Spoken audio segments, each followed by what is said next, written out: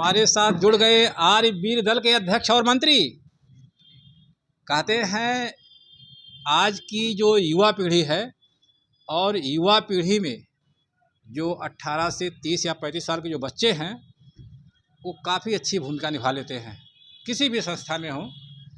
तो आपका शुभ नाम एक संक्षिप्त परिचय के साथ। जी, मैं अंशुल कुमार आर्य, मैं आर्य वीर दल का अध्यक्ष लोहिया आर्य समाज लोहिया नगर का, अम्बेडकर नगर। मैं अपने सभी जनपद वासियों को बोलना चाहता हूं कि वह हमारे 91वें वार्षिक उत्सव में आ करके उसका लाभ उठावें और जो भी हमारे धर्म प्रचारक हैं उनको आकर के सुने एवं उनसे जो भी अच्छी बातें उनको लगें वो अपने अंदर धारण करें और जो उनको अच्छा ना लगे उसको छोड़ दें। और बाकी मैं जो आसपास के जनपद हैं जैसे जलालपुर हो गए, आपके टांडा हो गए और कैठी जलालपुर है, रामपुर है, सुल्तानपुर है, इन सभी लोगों से अनुरोध करूंगा कि जो भी हमारे यहाँ आ सकते हैं वो आएँ और हमारे यहाँ के इस वार्षिक उत्सव का लाभ उठावें। जैसा आप अध्यक्ष हैं वैसा ही आपका अध्यक्षीय संबोधन भी है, मानना पड़ेगा। पूरे ज़िले को आप कवर कर लिया एक लाइन में। ऐसे ही चाहिए। अच्छा मंत्री जी, आप आर्य वीर दल को किस रूप में देखना चाहेंगे आगे आने वाले 4-5 सालों के? नमस्कार, मैं सौरभ आर्य, मंत्री आर्य वीर दल का। हम और हमारे प्रधान जी, मेरे भाई, बड़े भाई आकाश, हम लोग का मेन मोटो ये है कि आर्य वीर दल को आगे बढ़ाया जाए और जिसके लिए हम लोग निरंतर प्रयास कर रहे हैं लोगों को जोड़ना।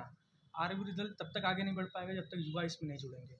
और दूसरी चीज़ ये है कि हमारा 2 वर्षीय कार्यक्रम देखिए मोदी जी द्वारा दिल्ली से शुभारंभ किया गया है, जो कि महर्षि दयानंद जी की जयंती के उपलक्ष्य में है, जो 2024 में 200वें साल की जयंती मनाई जाएगी। तो 2024 तक हम लोग चाह रहे हैं कि इस आर्य वीर दल का अम्बेडकर नगर जिले में इसका पूर्ण रूप से इसका विकास हो जाए, ताकि आगे चलकर हम अपने आर्य समाज और जैसा कि आर्य समाज का जो विचार है वेदों की ओर लौटो और वेदों का प्रचार करना, जो हम लोगों का मेन मोटो है। हर स्कूलों में हम लोग जाकर ये योजना बनी है कि हर स्कूलों में जाकर ये निमंत्रण देंगे और लोगों को जोड़ने का प्रयास करेंगे, ताकि हमारा जो है समाज उत्थान की ओर चले और इसमें जो जातिवाद है और भी जो विषमताएं हैं उसको नष्ट किया जाए। तो इस तरह हम लोग काम करने के लिए अग्रसर हैं और बड़ों का सहयोग रहेगा तो और अच्छे से काम करेंगे। बिल्कुल बिल्कुल। उनका जो दिशा निर्देश और आप लोगों का एक्शन एकदम 4 चांद लग जाएगा। अच्छा, हमने देखा है बहुत से आर्य वीर दल हमारे संपर्क में रहते हैं ऐसा, तो उनका एक थिंक रहता है, एक थिंक टैंक बना के चलते हैं।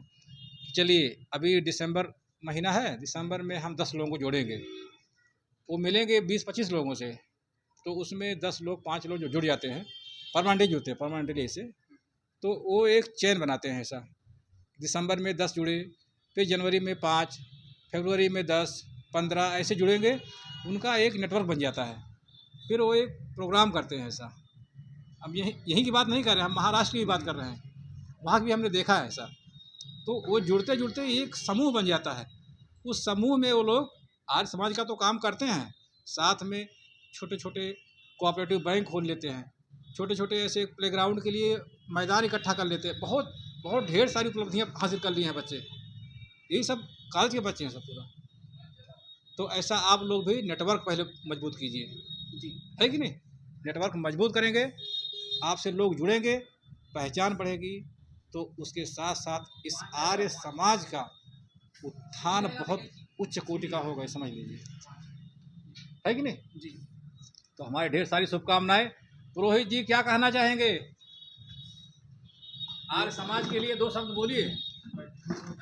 आइए आइए।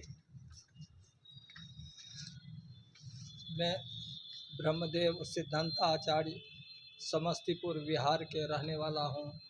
मेरी शिक्षा और दीक्षा महर्षि दयानंद जी के जन्म स्थान गुजरात गुरुकुल टंकारा अंतर्राष्ट्रीय महाविद्यालय से मिला है और हमारा जीवन जो है इस समाज के उत्थान के लिए समर्पित है।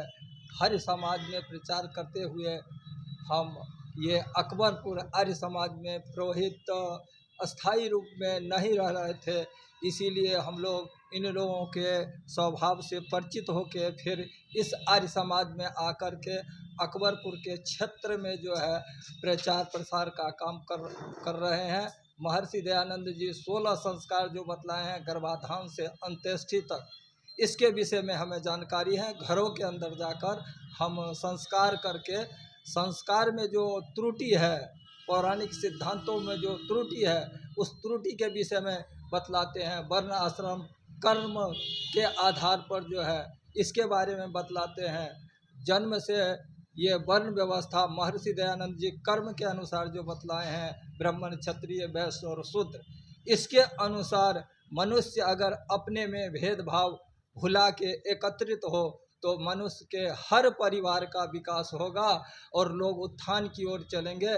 इसी प्रकार से समाज का कल्याण महर्षि दयानंद जी के बताए हुए मार्ग के पर चलने के बाद ही हम लोग अपना भी कल्याण कर सकते हैं, समाज का भी कल्याण कर सकते हैं, देश का भी कल्याण करते हैं। इसी प्रकार से हम लोगों के साथ आर्यवीर दल भी जुटे हुए हैं और सब युवक सब जो है एकत्रित होकर के जिस प्रकार से कुछ न कुछ त्रुटि समाज के अंदर आ गया था, इस सारे को दूर करते हुए समाज के लिए अपने जीवन को समर्पित करेंगे। बहुत सुंदर। पहले तो आपको नमन, जिस टंकारा से आप गुरुकुल में पढ़े हैं, और उससे बड़ा आप लोगों का सौभाग्य ऐसा विद्वत जन आपके पास हैं। बहुत सुंदर। ऐसे ही प्रचार प्रसार करते रहिए और ऐसे सेवाएं देते रहिए। बहुत बहुत धन्यवाद। Thank you so much.